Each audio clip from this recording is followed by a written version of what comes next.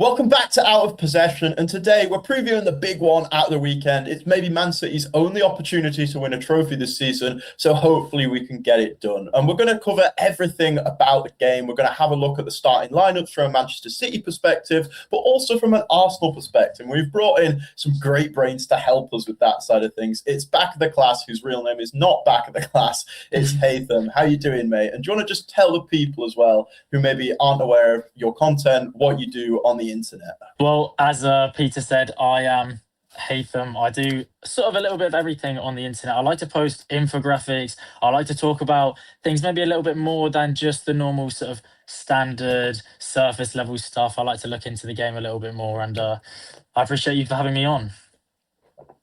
Yeah, I'm going to say, I think you're a really underrated creator, very niche. I appreciate which that. I feel like I've got ball knowledge for knowing the niche people. So please No, thank stay you. niche. Yeah, little micro celebrity. But I'm a big fan of the graphics. If you've probably seen your series on the World Cup, I think you had a couple that did quite well on that. But they're really Yeah. interesting, really in depth. So if you aren't aware of Haytham's content, definitely go check it out. Back of the Class on TikTok. But we're not here just to promote you. We're here to talk about Arsenal and Manchester City and the tactics around that primarily. And I think it's a really big game, right? Quite an interesting game, just because we're going into a period now where it's almost like a preview in itself, the game, I feel, for the league match, which maybe not so much now after we've drawn to West Ham, but definitely before that, that's how it felt. But I think it's a big game, right? You're in for a quadruple. It's probably our best chance of a trophy now. I think there's maybe more pressure on it than you maybe expect for a Carabao Cup final, especially from a City perspective. Do you feel that pressure as well, or are you kind of in the mindset still of it's just the Carabao Cup? I do think there is, actually a lot riding on this game. I think more so for the fact of what it means for the rest of the trophies that we're competing in, right? Because Yeah. if you look at the way that we've been doing in the Champions League, we've been doing in the Premier League, obviously we had a little bit of a shake, but we've sort of straightened out after that. And the FA Cup, we've been handed a good draw. I think if we go into this game and we perform well and we end up taking it, I do find that it's such a good precedent for the rest of the competitions. Like there's still so much football that we need to play. Like I was looking at how many games we'd have left to play, and we still have, if we were to reach the final in all of them, we'd have like 17 games still left to play. And it's like, Jesus. that's so much football. And I think if we can, obviously, me talking about Arsenal, if we can set like ourselves off on the right foot for this one, then I think it's really promising. I do find this like the first domino that needs to fall. I think media narrative's a massive thing as well, right? And it's something we talk about quite a lot on this show. And I think the media narrative around Arsenal is very much that Arteta's a loser and Arsenal are losers, even though I don't agree with that at all. I think, especially in a league format, right, there's so many things that can just not go your way. Like you need to be very, very lucky to win trophies as well as being a great team. And I just feel like Arsenal have not got the look, and that's why maybe you haven't won anything. But either way, there is still that narrative around Arteta being losers, Arsenal being losers, and I think it's a nice chance to shake it off before it's like a big game, right? You don't want to be going into a Champions League final, for example, with the narrative still of being bottlers, of being losers, because I think it does like manifest its way through almost sometimes. We do see that quite a lot, but it's a nice kind of low pressure game, I think, to shake that narrative and then bounce on, like you say, in the remaining 16, 17 games or whatever it was, some ridiculous number, to then be winners and go and even win a quadruple, because that is still on. And I think it's maybe more likely than you'd think. Yeah, I still do think though that obviously it's kind of brave to just go and say that we are on for a quadruple, and you kind of almost don't want to say it because obviously the minute you start talking about it is when you're sort of like, then everything's wishing for it to stop happening. But like we are among the favourites in all of the remaining tournaments that we're in. And I do think there's obviously more than that. Like football doesn't just work off you are favourites, so you must win all of these tournaments. And while we are favourites in the majority of them, it's like the longevity and the fatigue of competing and all of those things. I thought that actually a little bit like when we started dropping more points, I was thinking, is it right that we're going for this like covering all bases? I didn't want what happened to Liverpool last season, where everyone was like, oh, they're on for everything and they can win everything, like they can win the Champions League. And then they were competing and they didn't quite have I think they had worse squad depth than we do this season, but they didn't quite have like the legs throughout the team to compete on all of those. But right now it's going okay. That's the thing I always circle back to with Arsenal as well, because I think the squad depth you have, especially now, is just ridiculous, especially in the defensive and midfield positions. Like, for me, I look at your second team and still think that can go and win the majority of matches. Like, that back, you kind of have a back six, seven, or eight almost, all of whom Yeah. are elite players that you'd be happy with starting the games. So I think even if you do lose like a Saliba, I think you bring in a Mosquera, right? The drop off, there is a drop off there because Saliba is a better player, but it's not devastating like it was 3 seasons ago where that catalyzed the whole league falling apart. I don't see that happening. I think it's very stable. And for that reason is why I kind of back you, because yes, you've played a lot of games, but equally you have the squad to be able to distribute those games quite evenly. It's very much what Man City used to do. If we're talking these like 2019 Guardiola squads, like we compete on all fronts, and you'd never see John Stones, for example, play more than 20 or 30 matches a season. You'd never see Ruben Diaz play more than 30 games a season because the rotation is just constant. It's like that idea of pet roulette. And I think we've seen Arteta do that a lot more this season, at least, than he has previously, because he knows you want to go for all the competitions. And that's why I think you can do it, because maybe that fatigue for individuals isn't there to the same extent it would be for Liverpool last season, for example, where they basically played the same 11 every week. Yeah, and I think it's also allowed players that usually would be really important for us this season to have like down years.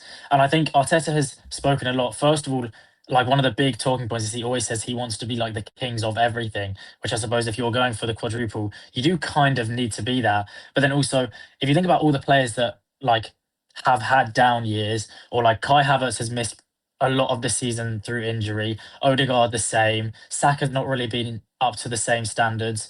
Like both of our other wingers, Trossard and Martinelli, aren't quite at the level that you'd want for like a competing side, but still, but I think obviously it is platformed from our defense. Still, we are like competing in all of these things. Still, we look like a top side and we look like we can win any game. Even, even though people will say what they want to say about the way in which we do it, we are still, I think, the toughest team to beat in the world.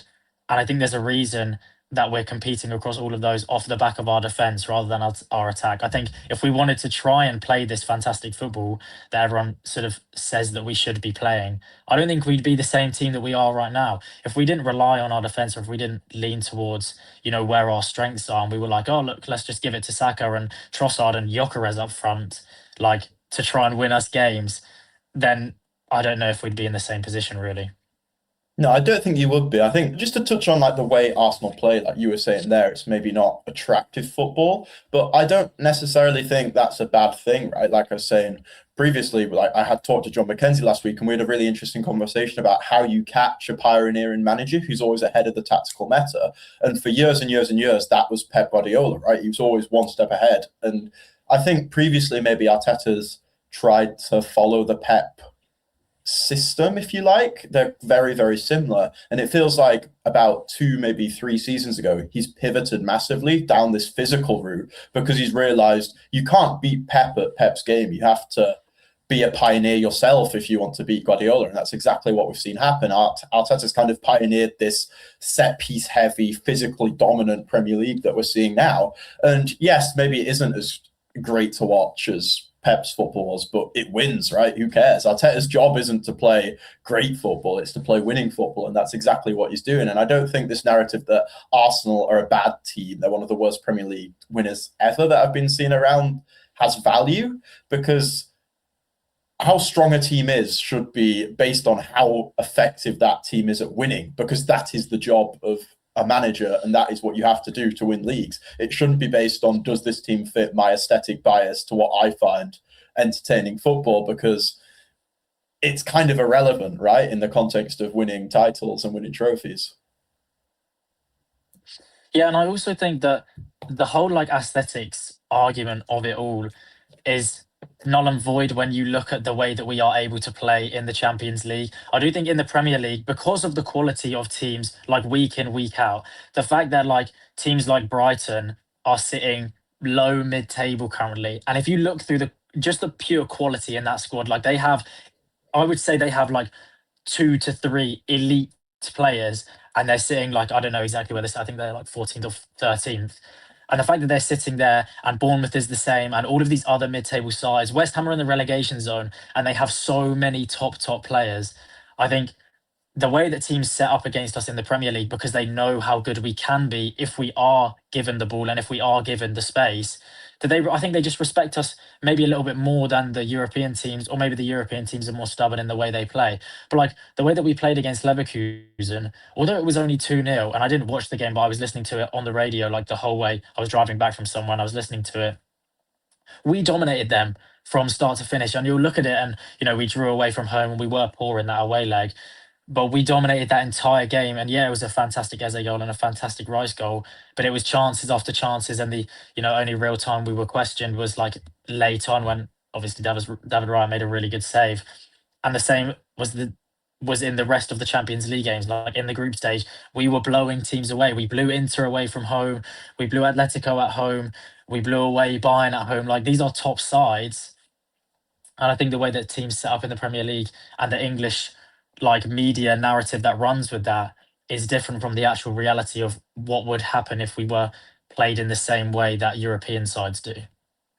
Yeah, I think something that's really interesting with Arteta when you watch like him speaking basically is that he never uses the word control. And I think that's a word you probably use a lot when talking about how Arsenal play. It's a word I certainly use a lot when talking about Arsenal play. But Arteta never says control. He instead says dominate. And that's what a lot of Spanish managers do, but in particular Arteta. And I find it really interesting because I think it kind of shows his headspace and where he's at in how he thinks Arsenal like approach games. And I think you do, right? You do dominate games. That's a great way of describing it rather than control, because the opposition just get nothing. And this is the reality of playing Arsenal now. If you want to beat Arsenal, you have to score like 2 out of your 5 shots you're going to get at absolute most, because you just don't give teams anything. And that's a horrible place to be when we play you. For example, I think the game at the Emirates against City is so pivotal because we've never seen Pep Guardiola come and set up in a low block like that. He's never accepted that my team is worse than your team before, ever.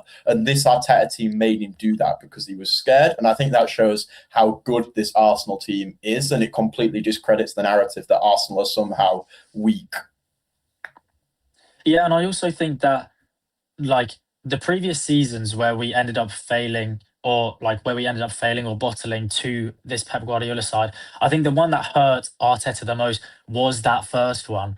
And ironically, that is when we were playing our best football. I do think in 23-24, that's the best Arsenal team I've seen in terms of playing and defensive and all of that. I think that was like my favourite Arsenal team. But the fun that that first title challenge side had was just like ridiculous. And I think the fact that we had injuries and we maybe lacked the physical strength that we do now, like we didn't have Declan Rice then, we didn't have all of these other big like runners and big space players. And obviously like Gabriel wasn't the same defender that he is now. I think that really hurt him, the fact that we essentially got like out muscled in that due to your team just being like stronger, being more capable, being like the big boys. Like we did get little brothered a little bit once Saliba got injured. And I do think that scared Arteta and that hurt him. And that's why we are the team that we are now. But I think dominate is the right word, because I wouldn't actually say that we control games. If you look at like the tempo of it and you look at the way that teams are in possession, I think that's more a control type of thing. But in terms of dominate, I would say we like suffocate teams, because you do just get no change out of us. Like there is not really much you can get from us. Our midfield is so good. Like Declan Rice is so fantastic. Our defense is so assured that I think it's so difficult to sit there and be like, oh, we deserve to win. There's so many games where I watch Arsenal and I'd think maybe we didn't deserve to win, but the opposition 100% did not deserve to win, because while we might have had 10 or maybe 11 shots and we maybe racked up, let's say like 1 XG, 1.5 XG, we then stopped the team from producing literally anything. Like the Brentford game was a big one where everyone was talking, oh, we got sort of served what we deserved in that. But realistically, Brentford still didn't really create all of that, like all that much. I think there was only one really huge chance, outside of the goal that they scored, and that was Igor Thiago getting through in behind when Mosquera made the tackle. I think there's been so many more games like that. Like Wolves, we just conceded like a dodgy goal last minute and a really good goal before that. And I think in terms of that idea of maybe we're not the best team and not the most controlling in possession, out of possession, you can't do more than anything against us. Yeah, I'd said to Rupak like weeks and weeks ago now, I think this is the best out of possession team I've ever seen.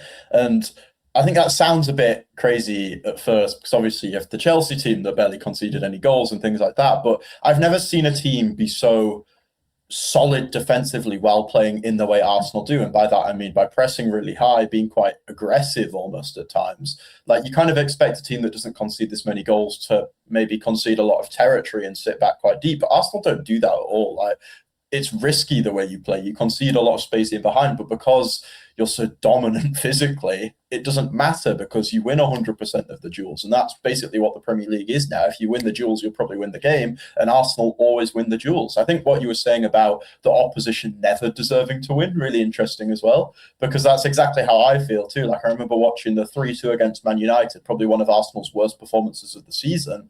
But I still think you probably deserved to win that game, or at least could have easily won that game. Like United's goals came from individual brilliant moments that the majority of the time wouldn't result in a goal. And Arsenal still had lots of opportunities from the set pieces because the floor of this Arsenal team is so high. Everybody in it, it's 6'2" basically. So you're always going to have a set level of chances from the corners, which puts you in a really, really good position in the league because you're never going to have games where you just don't create anything like City do. Like when we played Man United, for example, they shut down our creative players in the pockets. We don't have that backup answer. We don't have that floor, and we just created nothing and were dominated. Whereas Arsenal, in quite a similar game where your creative players were also shut down, you can rely on crosses, you can rely on corners to guarantee scoring a goal, maybe even 2 goals. And that's such a powerful weapon to have in the league because it just ensures ridiculous consistency. And I think that's what you need to win league titles. I think the Champions League is a bit more where it's great, right? I think most people agree the Premier League is basically certainly Arsenal's league now,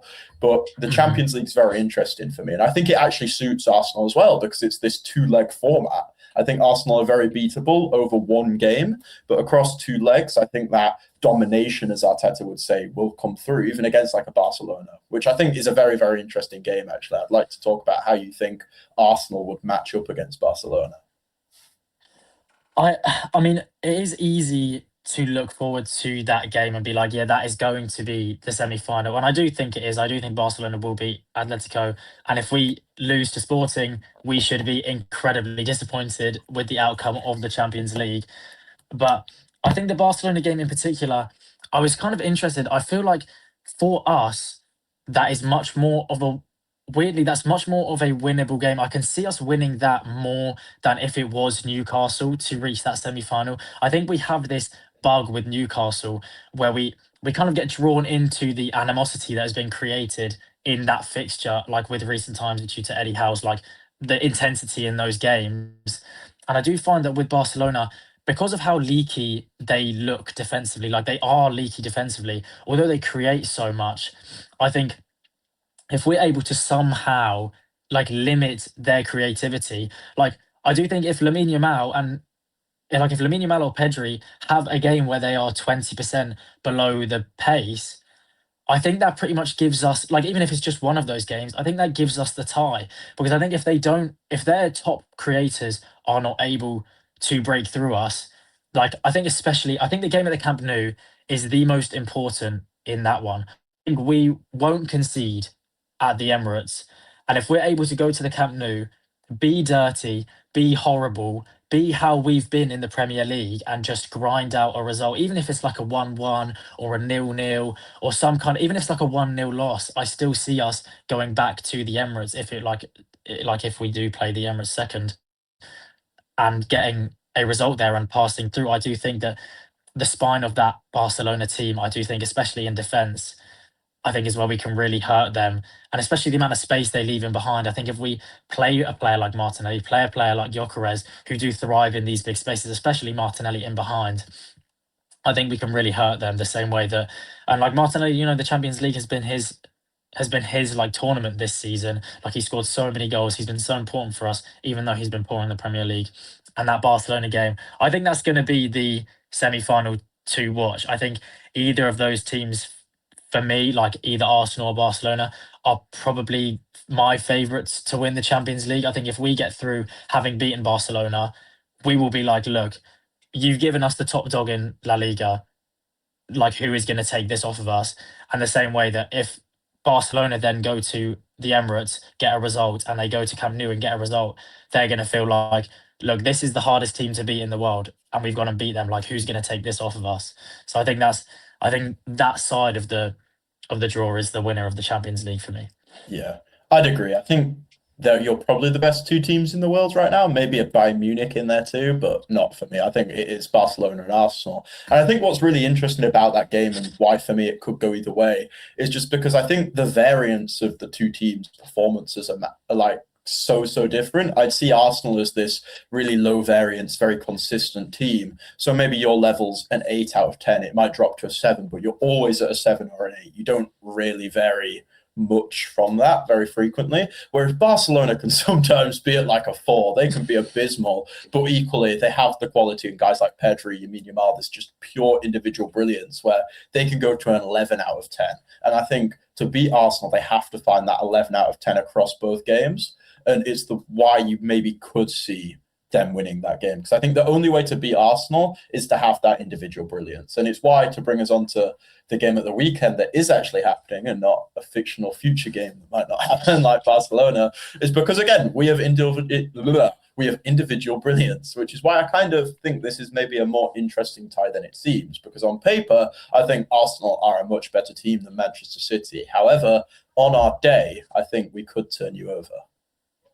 Yeah, I do agree. I am like worried about this game, particularly because I still think the core of your team has so much more experience in these kinds of situations than the core of our team. Like we have not been in a final, a single final, unless you count the Community Shield, which no one does. We have not been in a final since we won the FA Cup. And I think it's literally, I think it's just Saka remaining from that side. Well, Saka and Arteta, obviously, remaining from that side. Saka didn't play in that final. So I think it puts us in a really interesting place where I have worried about the way that we look in these important games. Like against you, obviously, like at home, we did play better, but still it was 1-1. Like you still got a point away at the Emirates. Against United, in both of those games, I think we looked second best. Like especially at Old Trafford, we looked second best and we snuck a win there.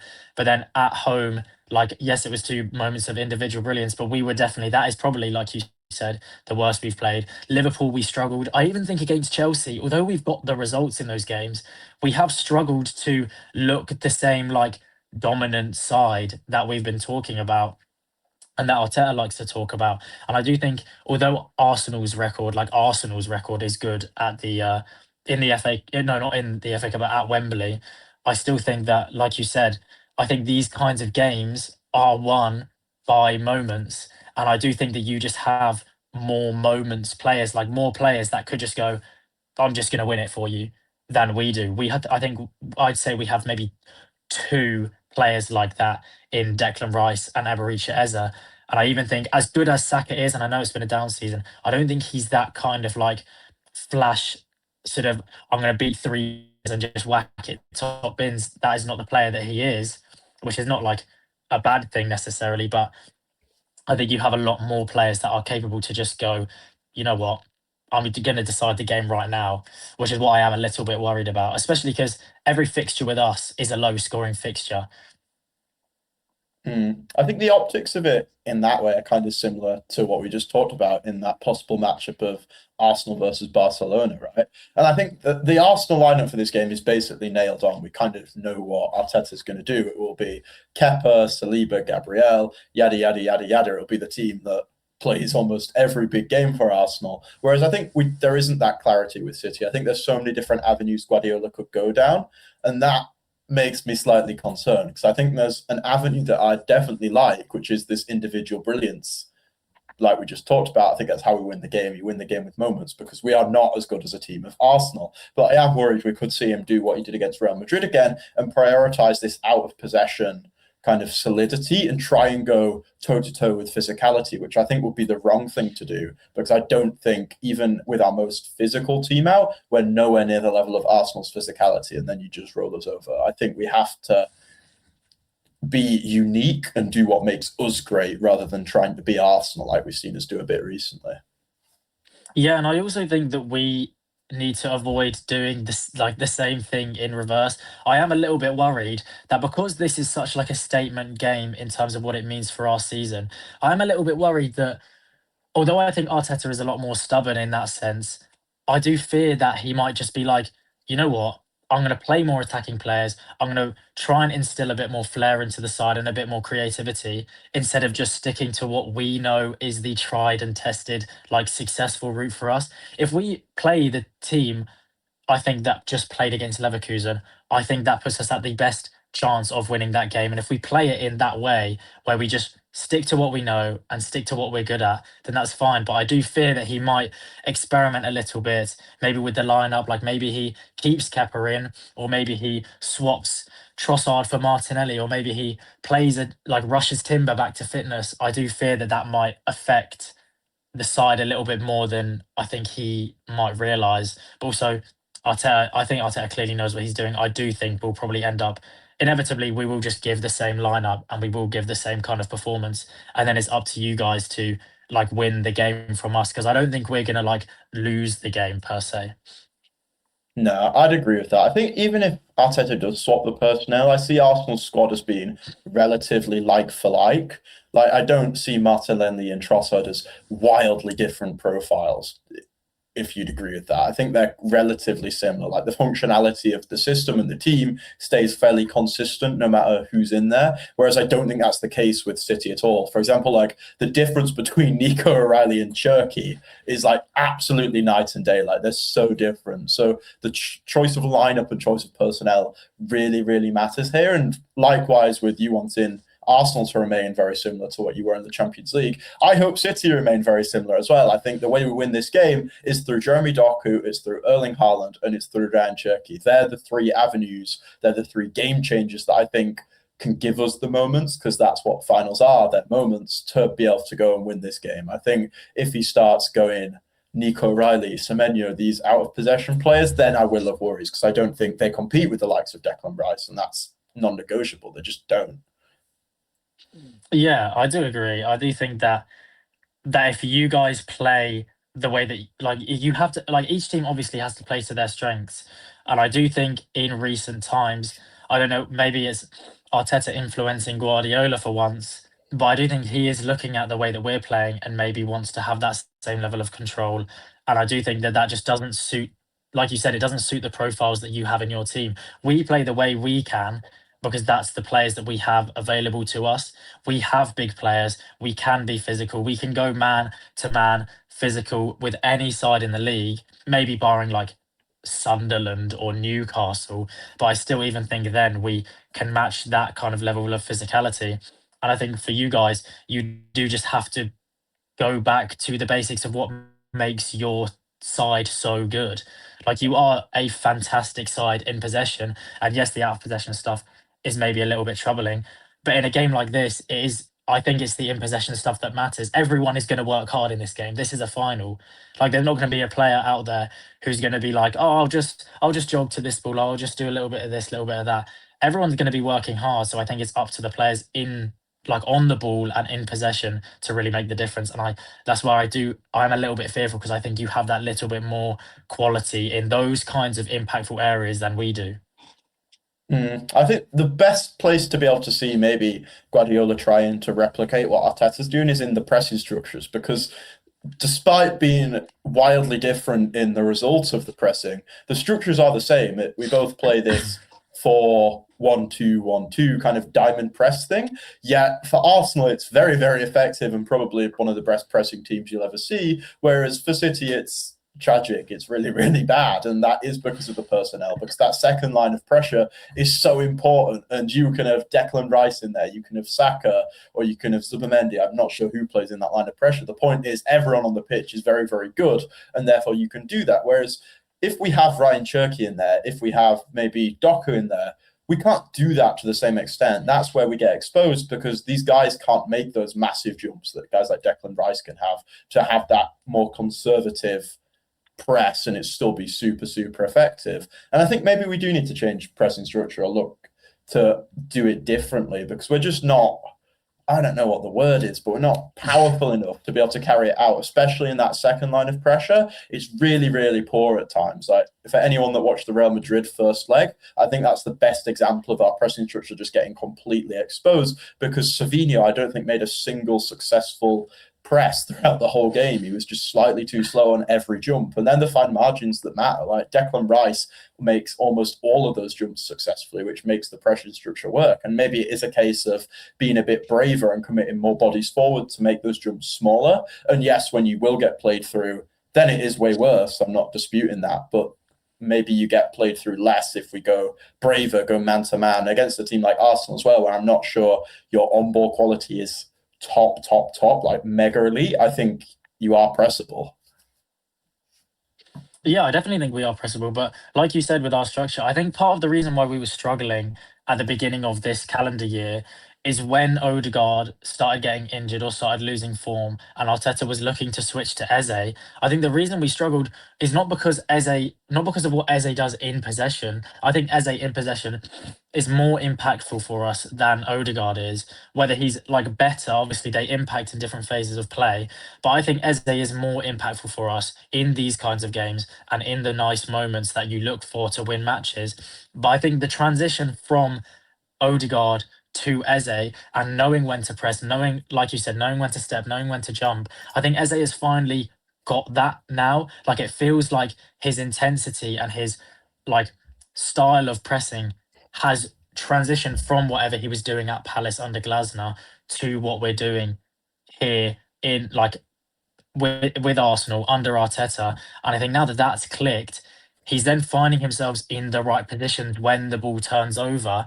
And I think that's why you're seeing him explode more. Obviously, there's like lots of stats around Eze being good at this time of the year for Palace. But I also think that the teething pains that he was having was never going to be in possession. I think it was what he was doing out of possession, which is why he's been tried on the left, is why he's been tried, as the left eight, as the left winger, as the right eight. And now that he's gone as like this right eight in the same pressing formation that Odegaard was being used in, and he's finally actually proving to be like an impactful player out of possession now, is why I think the team is looking better. Like, we do just look better now in terms of in possession and out of possession. I still think there is a drop off from Odegaard to Eze though, out of possession. I see Odegaard as arguably the best out of possession 10 in the world. Like, I think he's unbelievable off the ball.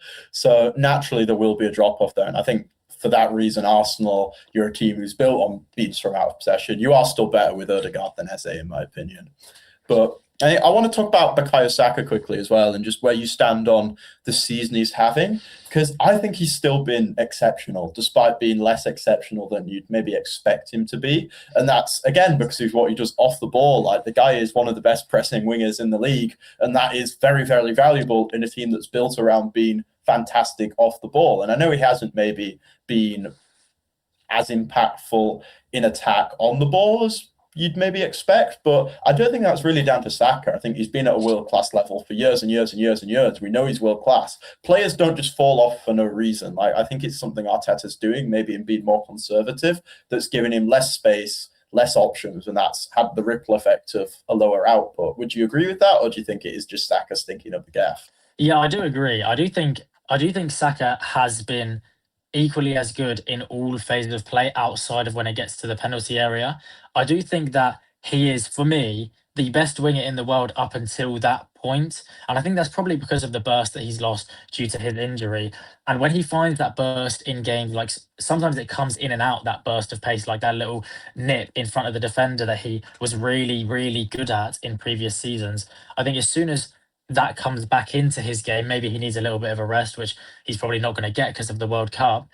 But he is so good in our defensive shape, in our rest defense. He's so good at pressing. He is so good. Like, I trust no one more in our team with a player on his back than Bukayo Saka. The way that players just feed it into him and he will keep the ball or he'll win a foul or he'll slide it inside. Like, it's so impressive watching him do that like week in, week out. And I think maybe people have got used to seeing that version of Saka where like he is just so technically secure. Like every action he does is so meaningful and so like deliberate.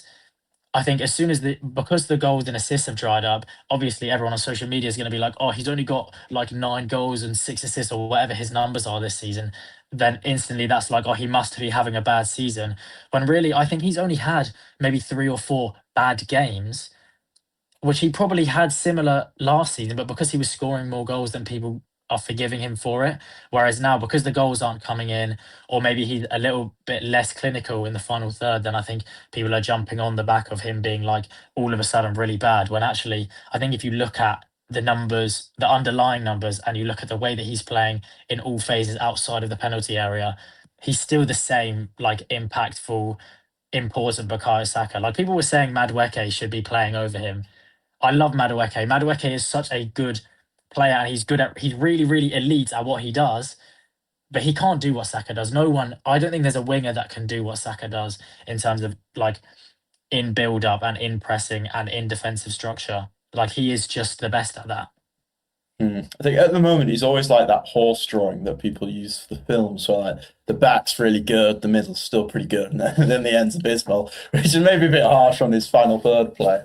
But yeah, I completely agree. I always see Saka as he's like a manager's dream. He's a really good coach's player, and I think there's a clear difference between that and maybe a social media player, and that's because of the barriers to entry, kind of understanding what makes Saka good. Like the majority of people don't like football enough and aren't nerdy enough about it to understand what makes Saka good. Whereas anybody can see Madueke beat a man, go into the box, get a shot off, and go, that makes you good because it's objectively clear. Whereas the things Saka does in build up, that they are amazing, maybe they're not as clear to people. People don't see it, and therefore it leads to this media narrative of Saka's wash. Because I completely agree with you. I think he's fantastic, and all data models also agree that Saka's fantastic, which probably leads you to the conclusion that Saka is fantastic. But no, the social media narrative and truth, I think, are very, very different things, which is why it's always important to have these conversations. I'd kind of put Saka in a similar realm to Bernardo Silva, almost, where he gets labeled with this, what does he actually do? Label. I couldn't think of a synonym for label then. But no, he gets labeled with that, and then it leads to these silly conversations of, because he's not doing Rabonas and scoring goals and beating people one-on-one, that he's suddenly useless, when really there's a lot of value you can provide in just intelligent positioning and intelligent passing and an intelligent first touch. And because it's intelligent, it looks easy and not flashy, but in reality that's way harder than someone like Cherky beating 5 players doing a Rabona and getting an assist. And it's also more helpful because it's consistent, and consistency is king in almost everything in football. Yeah, I do agree. And I think there is like Saka and his way of playing, I think really epitomizes. Oh, I think it's frozen again. I think you're good. I think it just did a little blip. Okay, that's fine.